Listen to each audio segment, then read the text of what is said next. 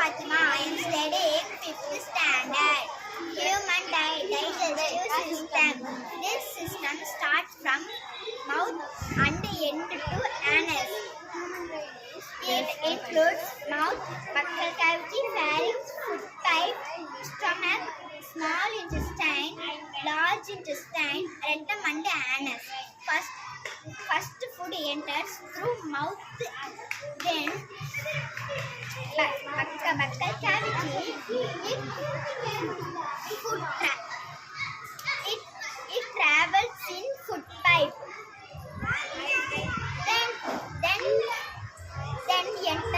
Then food enters in HCl stomach. HCl mixes with the food. Then food goes to small intestine.